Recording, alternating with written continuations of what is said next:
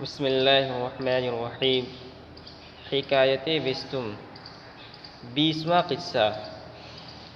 یہ 20واں قصہ مشہور عادل بادشاہ نوشیروان کا ہے، اور یہ مشہور واقعہ ہے کہ ایک مرتبہ نوشیروان شکار کھیلنے کے لیے گیا تھا اور وہاں کھانا پکانے کی ضرورت پڑی، اور جب کھانا اس کے کارندے باورچی پکا رہے تھے تو نمک نہیں تھا، تو اس نے ایک غلام کو بھیجا کہ جاؤ فلاں گاؤں سے نمک لیتے آؤ، لیکن روپیہ دے کر لے آنا، پیسہ دے کر نمک خرید کر لانا۔ تو غلام نے پوچھا کہ معمولی سی نمک کے لیے، ایک چٹکی نمک کے لیے میں پیسہ دے کر کیوں لاؤں؟ تو نوشیروان نے اس وقت بہت ہی حکمت کے ساتھ بہت ہی ایک اچھی بات اور بہت حکمت بھری بات کہی تھی۔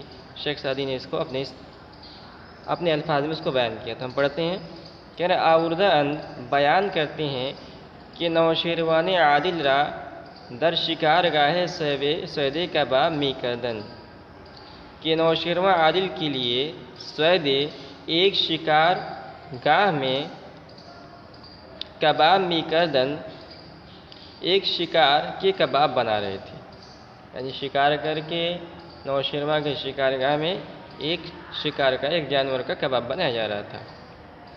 وہ نمک نبود، اور نمک نہ تھا۔ غلام بروستہ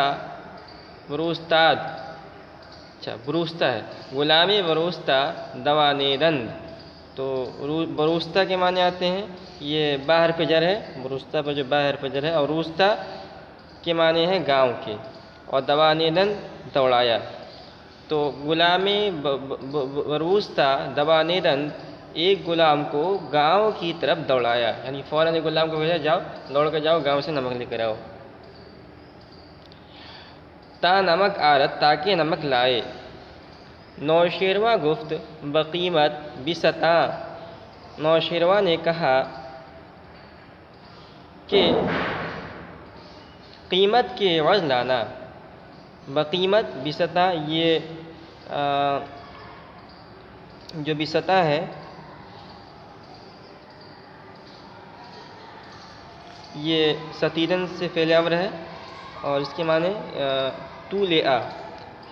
تو نوشیروان نصیحت کی کہ بقیمت بستاں، قیمت دے کر نمک لانا، تا رسم نگردد، تاکہ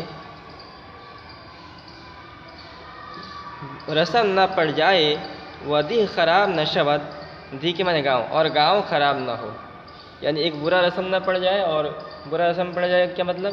جو بھی آئے گا وہ جو ہے نمک یا کوئی بھی چیز فری میں لیتا رہے گا۔ جب ایک رواج پڑ جائے گا کہ بادشاہ نے نمک منگایا ہے، تو بادشاہ کے جب سپاہی جائیں گے، بادشاہ کے افسر جائیں گے، کوئی مرغی اٹھا لے گا، کوئی بکری اٹھا لے گا اور فری میں لے کے چلا جائے گا، اس لیے کہ اس کی بنیاد بادشاہ نے ڈالی تھی۔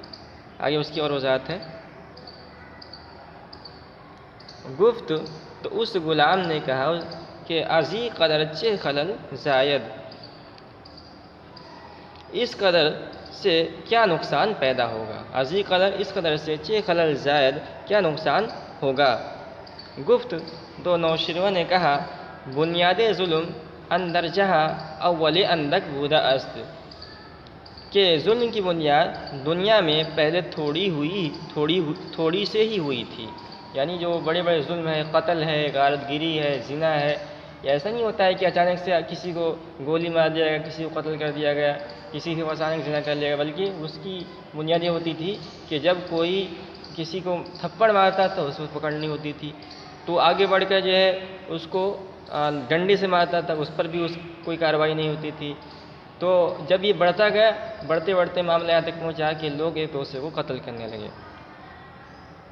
وہ ہر کس کی آمد برا مزید کر، اور جو شخص کی آیا اس نے اس پر اضافہ کیا، تا بدی غایت رسید، حتیٰ کہ ظلم اس حد تک پہنچ گیا۔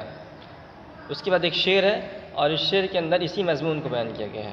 اگر زباغِ رعیت ملی خورد سے بھی، اگر بادشاہ رعایا کے باغ سے ایک سیب کھائے گا، برآورند غلامان او درخت از بیک، تو اس کے غلام درخت جڑ سے اکھاڑ لائیں گے، اگر کسی گاؤں کے اندر مثال کے طور پر ایک سیب کا پیڑ ہے اور بادشاہ کا وہاں گزر ہوا اور اس نے ایک سیب مفت میں کھا لیا، تو اب جو بادشاہ کے سپاہی ہوں گے اس کو اپنا حق سمجھنے لگیں گے، جب ہمارے بادشاہ نے اس کو کھایا ہے تو ہم بھی جو ہے اس سے کھائیں گے۔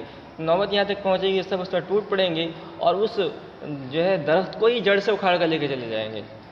تو اگر وہ بادشاہ ایک سیب توڑنے کی بری رسم نہ ڈالتا تو وہ سیب کا درخت صحیح سالم ہوتا۔ بہ پنج بیضا کے سلطان ستم روا دارد، اگر بادشاہ 5 انڈوں کے بقدر ظلم جائز رکھے گا۔ دیکھیے اس نسخے کے اندر بہ پنج بیضا ہے اور دیگر نسخوں کے اندر نصف بیضا ہے، یعنی آدھا انڈا، دونوں صحیح ہے، دونوں کے اعتبار سے مضمون میں کوئی خاص فرق نہیں ہوگا۔ بہ پنج بیضا کے سلطان ستم روا دارد، اگر بادشاہ 5 انڈوں کے بقدر ظلم جائز رکھے گا، زنن لشکریانش 1000 مرغ بسیخ، تو اس کے لشکر 1000 مرغ سیخ پر بھون لیں گے۔ مطلب مثال کے طور پر بادشاہ گزر کسی گاؤں سے ہوا اور وہاں اس نے کسی سے مفت 5 انڈے مانگ لیے، 5 انڈے مفت میں لاؤ، تو اس کے جو سپاہی ہوں گے اب اس گاؤں پر اپنا حق سمجھنے لگیں گے اور اس گاؤں کی جتنی مرغیاں ہوں گی، پرندے ہوں گے، سب کو اٹھا کر جو ہے اس کا کباب بنا کر کھا لیں گے۔ تو یہ اتنا بڑا ظلم ہوگا، اس کی بنیاد کیا ہوگی کہ بادشاہ نے صرف 5 انڈے مفت میں کھائے تھے۔